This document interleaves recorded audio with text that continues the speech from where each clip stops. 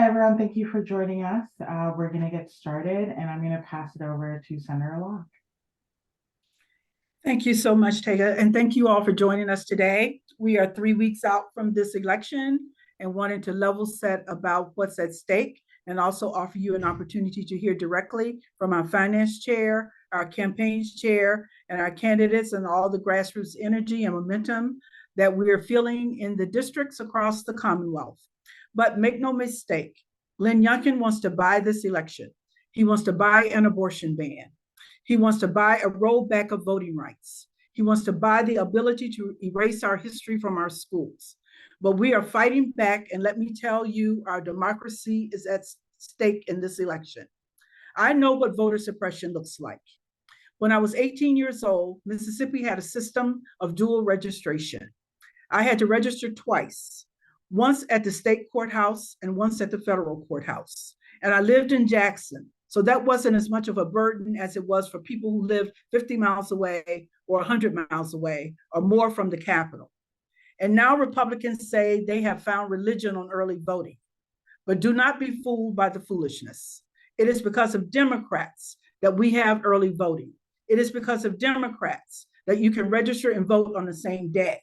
It is because of Democrats that we have drop boxes. Since taking power, House Republicans have introduced and passed bills to roll back voting rights. It is because of Democrats in the Senate that we have stopped them, and we will spend every waking moment between now and Election Day doing the work, raising the money, knocking on the doors, and communicating with voters to save our democracy. Next, I will introduce our finance chair, Jennifer Boysko, who will give an update on our fundraising.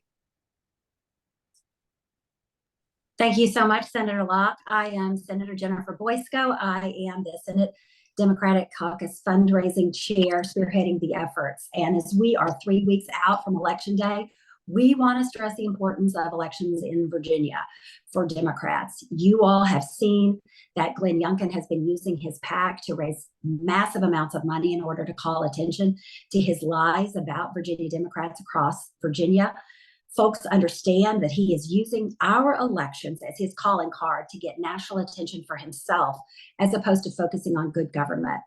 So in order to preserve the policies that we value, we're working to fully fund our very highly qualified candidates on this call who will become the next generation of leaders in Virginia. Democrats from around the entire nation realize that Virginia's elections are the bellwether for 2024's presidential elections. And since the Dobbs decision, which eliminated the fundamental right to an abortion, people from all parts of the United States are taking note and watching Virginia closely. And because of that, they're also coming to our aid. For instance, Senate Democrats had huge milestones in this last quarter, raising close to $7 million. Comparing that to 2019 figures in quarter three in 2019, this is nearly a 250% increase. And this would not have been achieved without the following. We have a robust grassroots small donor donation pool through our digital fundraising. We have large capacity donors who know that we are laser focused on our top targeted candidates who we know will, excuse me, I just had a phone call. We know that our large capacity donors are working with us on our laser focused top targeted candidates who know that we are in true swing districts, and these candidates are being held to a high standard of accountability, doing the work that they need to do. We are really targeted in on the races that we know that we can win of the 8 races that we have identified. We have garnered national attention from leaders like Paul Begala, James Carville, and others who are coming to our aid to help us with large capacity fundraising. And we are working with state and national partners, including the Democratic National Committee, the DLCC, the States Project, and others who have brought significant millions of dollars in resources to us. Again, this election is a huge bellwether for the 2024 presidential, Senate, and congressional elections across the nation. People are watching, they are taking notice. The donations that we are seeing show that the voters value our Democratic leaders who prioritize and advocate for their rights instead of those who are taking them away. We hope this continues through the next few weeks as we approach Election Day. We are confident in our candidates. We are confident in our efforts, and we are looking forward to winning on November the 7th. And I would like to introduce you to my seatmate and our newest senator who is in this group of fine young leaders, Senator Aaron Rouse. Thank you.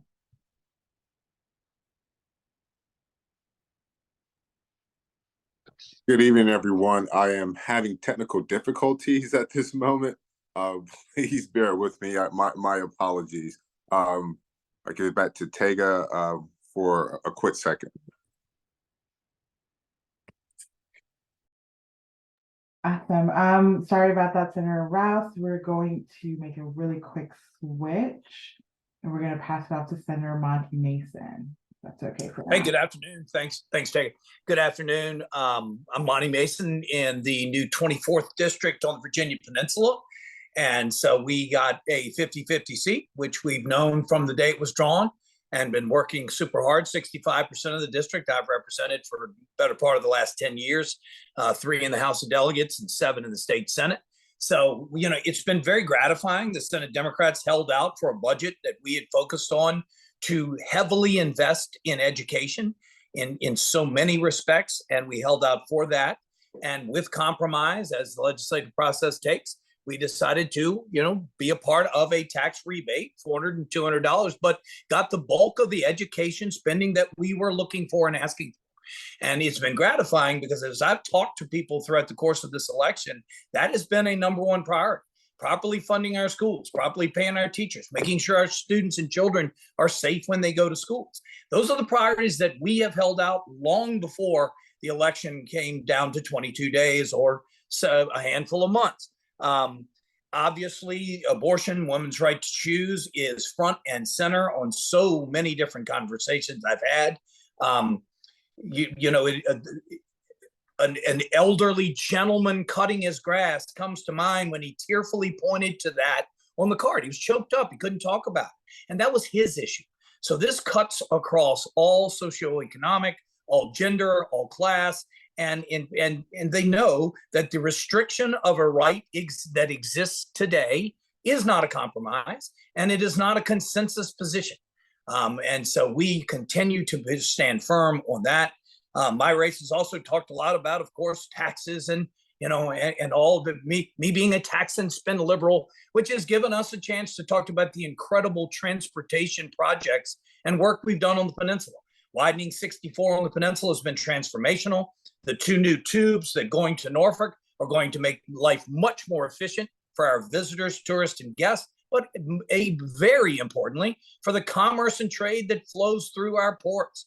$3.8 billion project, $3.2 billion of that, 92% of that comes from our sales and use tax and the gas tax. And the people of Southeastern Virginia are appreciative that we see projects that need to be done and that we work to get them done. Finally, today, something we haven't talked about a lot. Well, we've talked about it with voters in the context of better economic opportunities, economic development, more jobs and opportunities here at home. Today, we had a monumental announcement that the Department of Energy announced that we are getting the next high performance data facility at Jefferson Labs. This was an incredible example of how government can work. We worked very closely with Senator Warner and our great congressional delegation in Washington to doggedly pursue this with DOE. We worked with the House and the Senate Appropriation and Finance Committee and the governor's office during reconvene to make sure we continued the path forward. And we worked with localities, friends of Jefferson Labs, and our communities to stress the importance of what is a next generation project. The director of the lab suggested today, this gives the lab the opportunity to likely double in size in the next 5 years. That is just another example of us showing that we have things going in the right direction here in Southeastern Virginia. And we are going to continue to pursue these projects and priorities. As I say to people all the time, I'm proud of the work that we've done, but there's more work to be done. And we're looking forward to focusing on winning this election for the next 22 days, and getting back to work and continuing the progress that we've made. So I believe my friend Senator Rouse has solved his technical challenges, and he has been a great partner. As Senator Boysko says, sitting back there in the corner with the rest of us, trying to keep out of trouble. But he's been a great partner, a great colleague, and a great friend. I look forward to us coming back and working together for 4 more years. Senator Rouse. Absolutely. Thank you, Senator Mason. And thank you, Senator Boysko. My apologies again for that earlier technical difficulties, but we seem to have it all straight now. Listen, I'm Senator Rouse running for re-election in Senate District 22. As you all know, we won a district that was held by Republicans in a special election back in January. And, you know, one of the most prominent issues up front was women's right to make their own healthcare decision. And we believe and understand that, again, that issue is live and well on the ballot again this year come in November. And so while my first session had a solid first session with the help of my colleagues in the Senate, we were able to do some great things as protect women's rights, find tax relief for families, as well as support public education. And right now, the next 3 weeks left in this election, we are laser focused on knocking on these doors, making sure we get the votes out, and ensuring that people understand that this is an historical election. If we give this governor and the administration both houses, the House and the Senate, we will be in a world of trouble, very similar to what Florida is going through right now. And so, again, we cannot allow that to happen. We have our hands full, but we are on the right side of the issues here in Virginia. We're on the right side of history here, and making sure that we don't go back in time, making sure that we are going forward. We are listening to our constituents and making sure that we are serving, putting people over corporations. It's something that we understand come November 7th will yield the right results. And that's making sure we maintain our Senate majority. In fact, expand our Senate majority and winning back the House.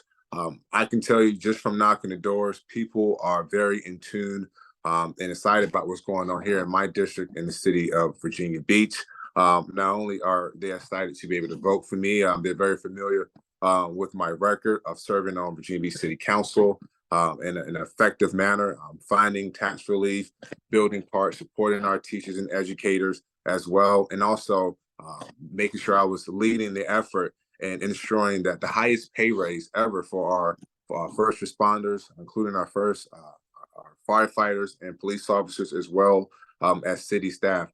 And so they are excited that one of their homegrown own has an opportunity again to represent them in the city of Virginia Beach and represent them in the General Assembly for the city of Virginia Beach, and looking forward to continue that effort along with my colleagues now. And just for last bit of note, I think it goes without saying the type of leadership that we have in Senator Locke as well as Senator Lucas and members that were there before I got there, Senator Mason, as well as Senator Boysko, everyone on this call in leadership before I arrived there. And it was the reason why my colleagues are the reason why I had such a successful first session. And I look forward to continuing that success come next session, 2024. Without further ado, it's someone I'm really excited about. He has served our community well in the House of Delegates. And he has a tough race on his hand. He's doing all the right things. We're looking forward to supporting him and looking forward to being our next senator, I believe in District 17, if I'm not correct. But I'd like to bring on future Senator Clinton Jenkins. Thank you, my good friend. Appreciate that introduction. I'm Delegate Clinton Jenkins. I am running in Senate District 17, which is one of the new battleground district. And I will say that it is a battleground district. I'm excited about it though. It's a toss-up district, one of the targeted districts, and we are turning out the vote. We have currently, I would say that we're in the top 5 as far as early voting turnout, which is good. And we are continuing to push that.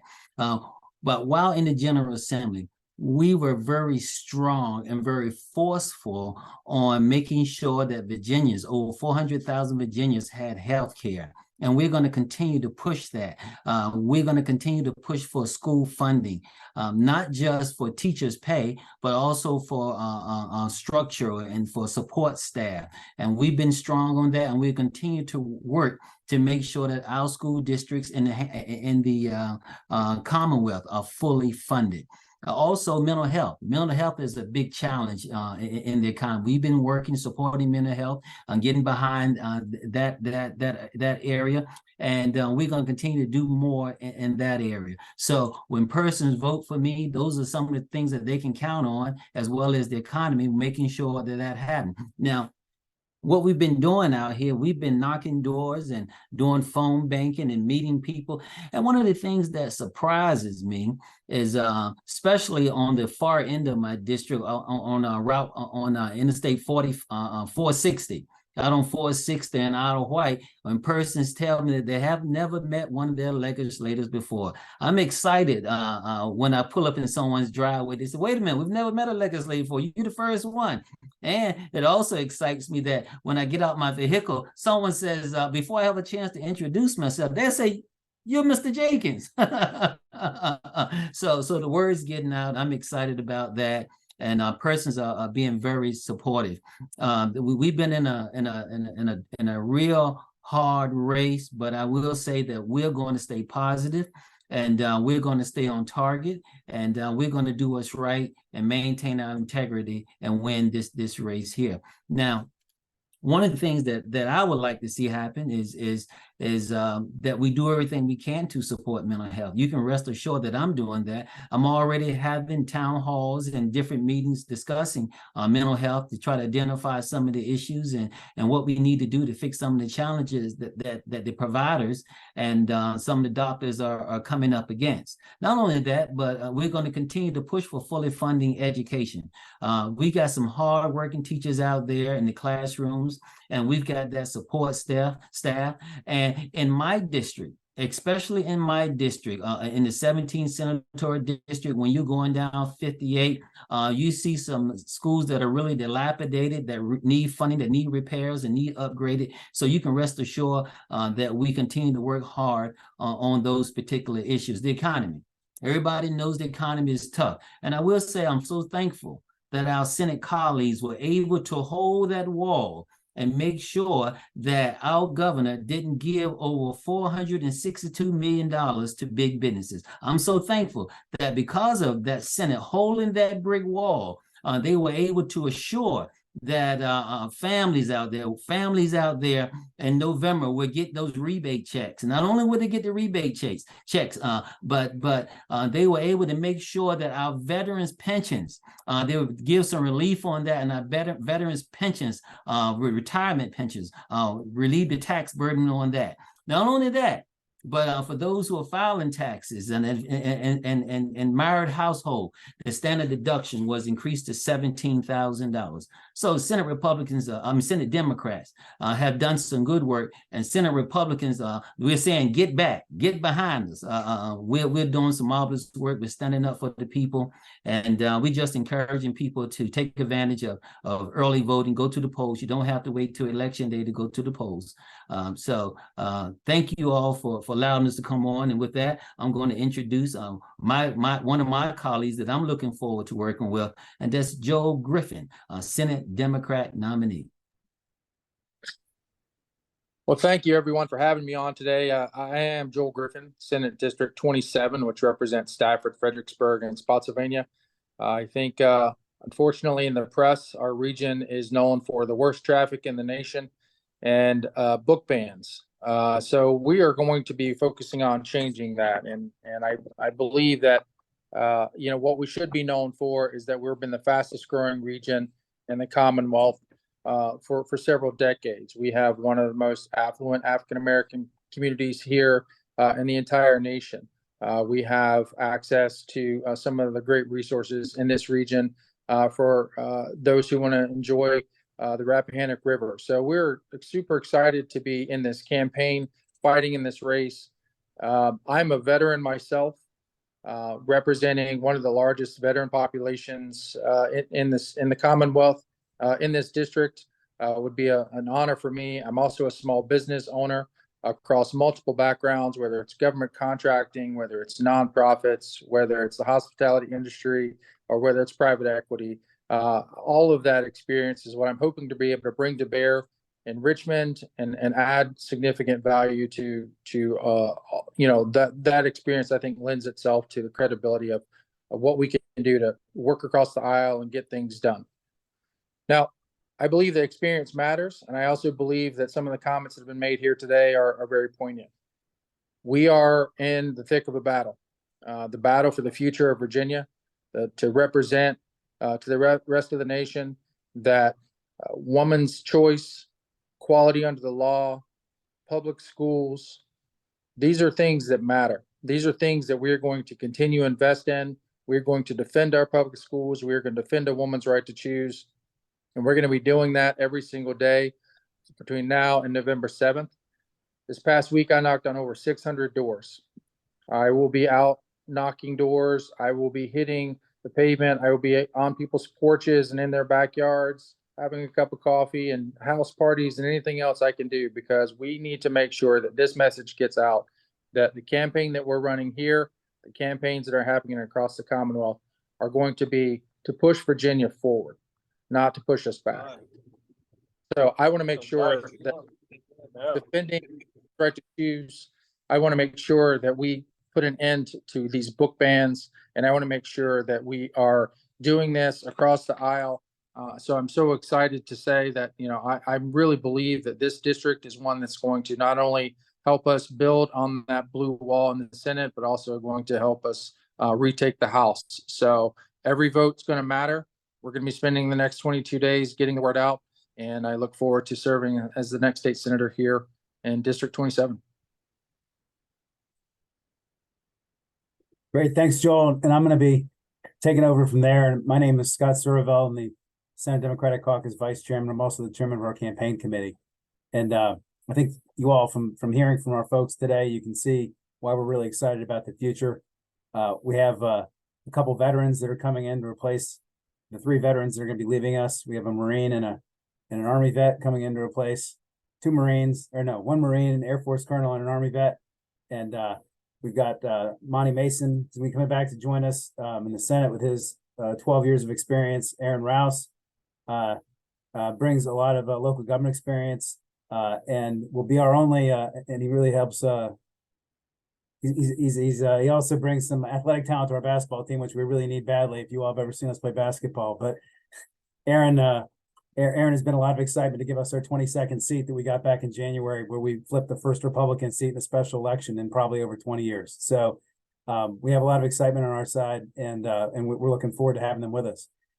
You've heard from everybody today, and you've now, I hope you've seen that our caucus over the last 4 years has had a wonderful set of accomplishments when it comes to issues like voting, employee rights, women's health care, criminal justice reform, clean energy, education, transportation, and infrastructure.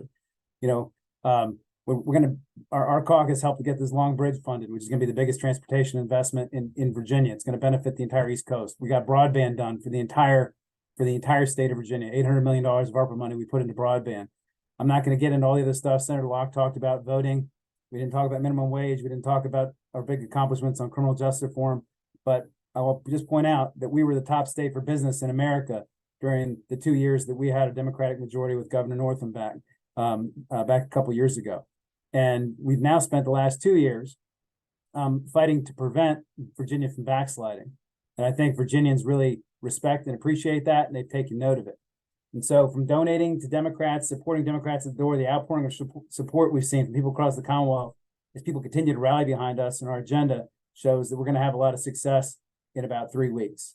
From our perspective, the GOP, the governor and his Republican colleagues and their candidates are on the ropes. We have been resisting their efforts to turn Virginia into some Florida-style MAGA paradise for the last 2 years, and we're going to continue to resist that. We're not going to surrender on women's health care rights. We're not going to put law enforcement into the women's exam room. They now realize they've overreached on abortion, and now they're trying to reframe they're trying to reframe the argument or do something about it when they've realized they've now overstepped. And from our perspective, the governor and the millions of dollars he's raised from his billionaire presidential wannabe friends, or whatever you want to call them, is not going to make a difference because the Republicans in this state are out of step. And the voters are telling us that every single door we knock.